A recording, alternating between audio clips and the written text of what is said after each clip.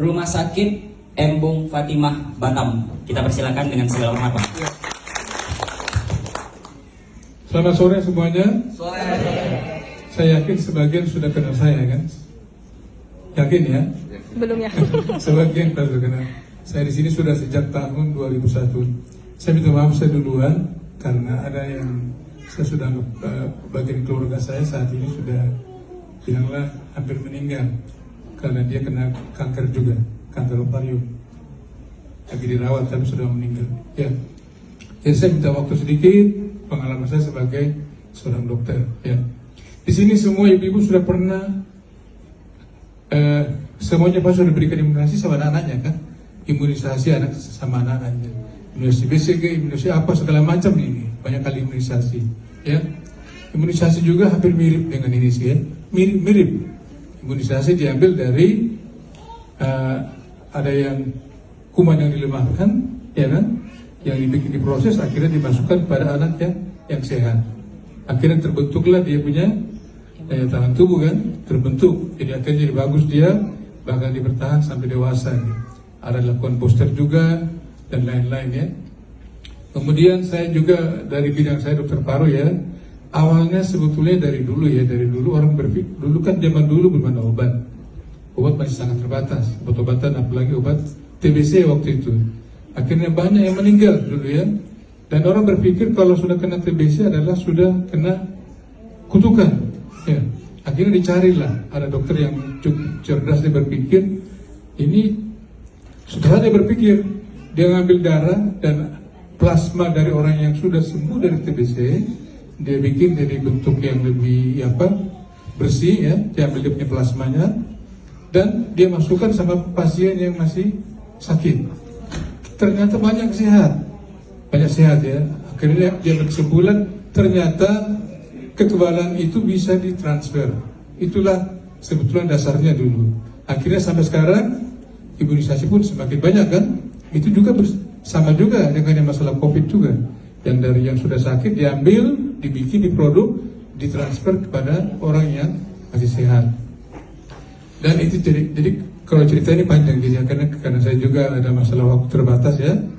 Jadi saya mau ceritakan pengalaman saya sebagai seorang dokter ya. Pertama, jadi saya sebenarnya orang yang tidak terlalu gampang percaya ya. Apalagi istri saya kan selalu berpikir ini barangkali orang berpikir masalah bisnis semata. Tapi ya, jadi saya sekarang ini bicara bukan dari bisnisnya. Saya berbicara adalah di masalah kesehatannya ya, yang sudah saya alami sendiri dan sudah saya berikan juga kepada pasien-pasien saya ya. Yang pertama yang paling dekat dengan saya lah istri ya. Istri saya memang orangnya cukup agak besar lah ya. Bukan gemuk besar lah kira-kira. Besar sehingga dia punya beban yang berat sama sendinya. Jadi jadilah penyakit dia rheumatic arthritis ya, OA ya. Ya, osteoartritis yang sangat mengganggu ya. Bahkan dia sudah pada tahap sampai sudah depresi istri. Depresi kenapa? Dia sudah khawatir saya nanti akan cacat. Saya nanti khawatir tidak bisa jalan lagi. Kenapa? Naik tangga pun harus dipapa. Ya kan? Turun tangga lagi, apalagi kalau dia turun tangga harus dibantu karena saking sakitnya. Obat-obat gimana? Diberikan terus, termasuk obat-obat NSAID ya, obat-obat yang anti nyeri, kasih minum, agak baik sedikit, tapi sebentar lagi kena lambung lagi. Ya, ganti obat, tak pernah sembuh-sembuh, semakin hari semakin berat. Akhirnya kami pergi ke dokter spesialis juga yang di ortopedi, bahkan sampai ke Malaka karena saking beratnya ya. Ke ortopedi sini rencana mau disuntik ya, steroid namanya, steroid, dan mungkin juga kalau tidak berhasil dengan steroid akan dilakukan operasi. Akhirnya kami pergi ke Malaka menyarankan yang penting berat badannya harus diturunkan, itu aja katanya, tak perlu yang lain-lain. Kami pulang lagi, penderitaan semakin berlanjut ya. Jadi saya bilang ibu semakin diam juga, malah khawatir sama saya kan. nanti kalau saya sakit-sakit bagaimana suami saya ini kan? Nanti aku nggak diperhatikan lagi misalnya. Boleh jadi kan begitu kan? Suatu saat karena ibu juga termasuk tipe yang tidak terlalu gampang percaya, akhirnya suatu saat saya bilang, dan ini sudah berlangsung bertahun-tahun ya. Akhirnya saya bilang sama ibu, ya cobalah vitamin ini. Vitamin apa itu? Vitamin lah saya bilang.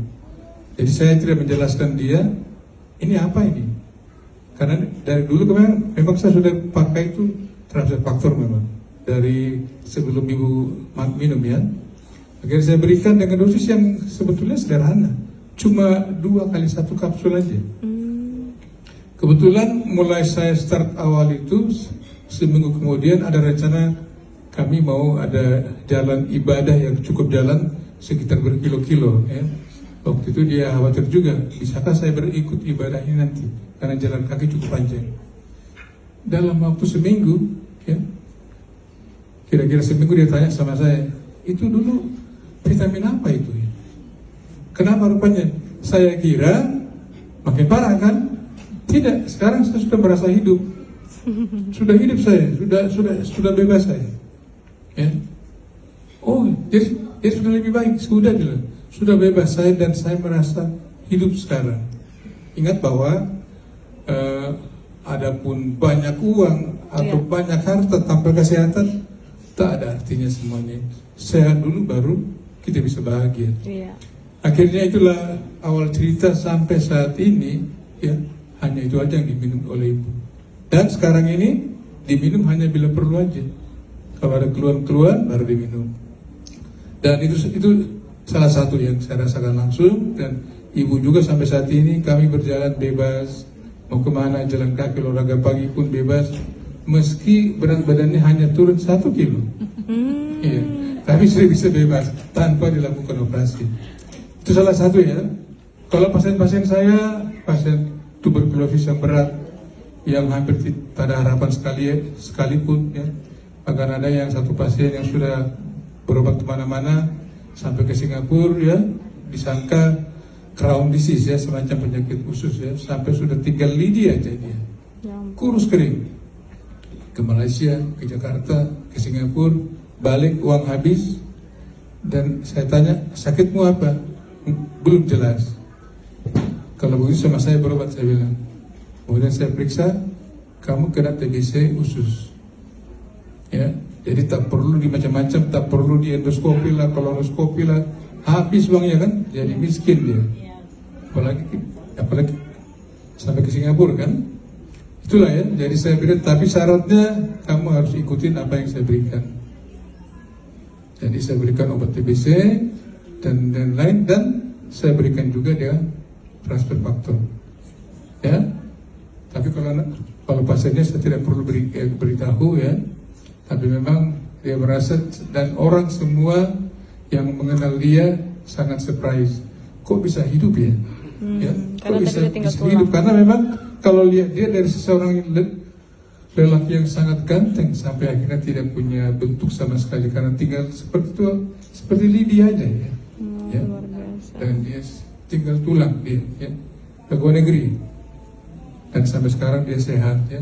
Dan banyak lagi pasien-pasien kalau pernah saya berikan dia pasti cari.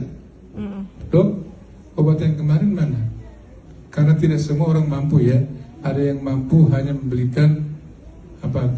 Kalau mampu dia saya suruh masuk ke apa namanya? Member. Yang tidak mampu ini terpaksa dibelikan ketengan ya. Tapi selalu dia mencari obat itu yang masih ada lagi enggak? Ya.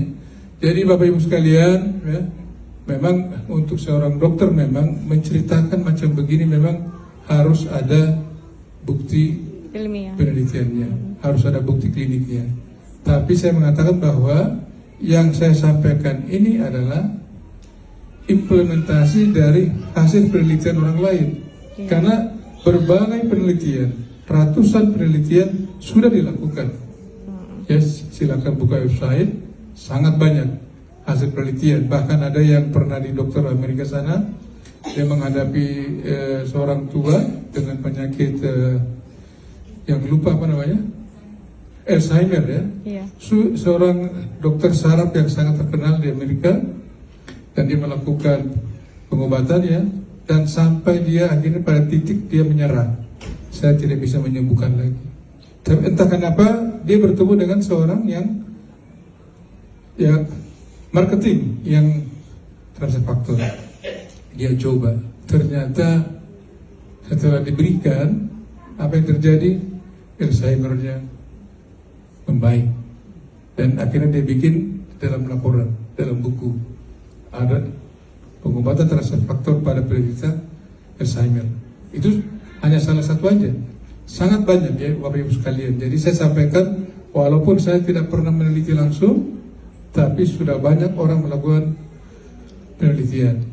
Bahkan ini ini bukan obat ya. Bahkan transfer faktor ini di Rusia pun sudah masuk di dalam sistem pengobatan nasional. Ya, di kita belum, kita masih di luar-luar. Tapi di Rusia sudah masuk dalam sistem pengobatan nasional.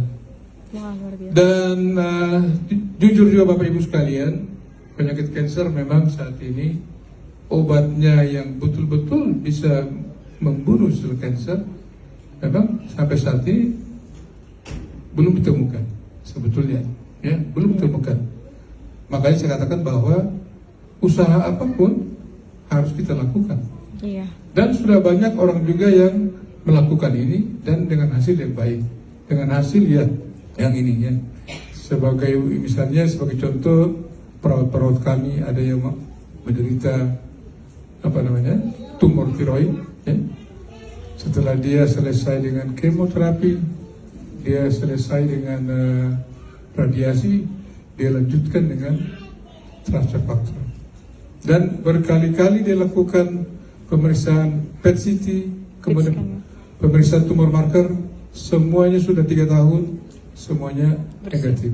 Padahal tumor tiroid itu adalah sangat ganas ya. Tumor tiroid sangat ganas, bukan tumor yang biasanya gitu ya. Ada juga salah satu orang saya yang saya punya keluarga sudah ke Malaysia, ke Jakarta, Singapura, mengatakan kamu tinggal hidup 3 bulan. Kalau tidak di kemo 3 bulan selesai. Sampai sekarang 18 tahun, umurnya sudah 80 tahun. Wah, puji Tuhan. Ya. Sampai sekarang. Tapi dia pakai transfer faktor dan juga dia minum juga dengan jus. Ya, Jus 4-5 macam, pagi sore jus buah, termasuk campur sayuran setiap hari. Yang dikatakan 3 bulan selesai, sampai sekarang umurnya 85 tahun lebih. Jadi yang saya katakan tadi bahwa ya, jadi walaupun saya belum pernah melakukan penelitian, tapi saya berani melakukan testimoni sebagai seorang dokter spesialis dengan dasar bahwa saya melakukan ini adalah implementasi dari hasil penelitian orang lain, dan dasarnya memang ada dasarnya ya, yang sampai sekarang kita gunakan ya. Yang paling utama adalah sama kita semua ini, kita di sini bisa duduk dan bisa mendengar saya sampai saat ini akibat dari mana? Akibat dari kolostrum sang ibu ya. Masih ingat kolostrum? Masih, Ibu. Kolostrum mengandung sel-sel yang merangsang imunitas tubuh berbagai macam di situ yang ditransfer sama bayinya ya. Dan itu adalah bekal hidupnya dia pada saat dia masih bayi sampai dewasa ya. Itu semua ilmu itu yang dipakai sekarang ini untuk transfer faktor.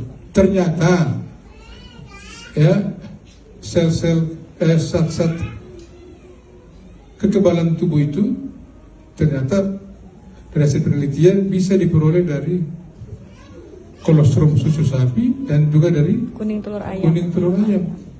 Ya, yang bebas hidup di alam, bukan yang dikandangkan, yang bebas. Kenapa harus bebas? Karena mereka sudah terpapar dengan berbagai macam dan diyakini dia banyak mengandung sel-sel imunitas tubuh ya. Jadi saya sebagai seorang dokter berpikir adalah pertama kesehatan ya. Kesehatan, tanpa sehat kita nggak berarti apa-apa ya. Tapi kemudian bisa terus juga karena mungkin ada berpikir juga ini kok multi level marketing. Ini pasti cari duit saja. Sebetulnya kenapa mereka bikin MLM, multi level marketing? Kenapa? Supaya kita saling gotong royong. Obatnya mungkin agak mahal, tapi dengan kita menjalankan, uang yang kita keluarkan gimana? Balik lagi nggak? Iya. Balik lagi. Jadi kita saling tolong menolong. Jadi bukan multi level marketing yang membohongi orang, bukan. Iya. Tapi adalah di situ ada pesan, ayo mari kita sehat, tapi dengan saling Tolong menolong. gotong royong, gitu ya. Jadi Bapak Ibu sekalian, ini saya sampaikan, dan saya harus pergi juga Bapak Ibu sekalian. Percayalah, apa yang saya katakan ini bukan sesuatu yang saya ada-adakan, tapi sudah saya alami sendiri sebagai dokter yang merawat pasien, dan yang paling terdekat adalah sama istri saya sendiri ya. Dan bagi saya juga, anak-anak saya juga yang sering-sering sakit gimana? Anak-anak kecil yang anak-anak saya, si Catherine misalnya, Papi, setelah saya minum ini, aku sering sakit, sekarang sudah jarang sakit. Iya. Mana obatnya itu? Itu bukan obat saya. Itu adalah gitu ya. Jadi jangan salah, itu bukan obat. Makanya mau minum satu Botol pun. satu botol kah, satu ember kah, tidak ada masalah. Iya, no. Ya. Kenapa? Itu bukan obat, bukan bahan kimia. Oke, Bapak Ibu sekalian, terima kasih banyak. Saya mohon maaf tadi saya terpaksa Ibu.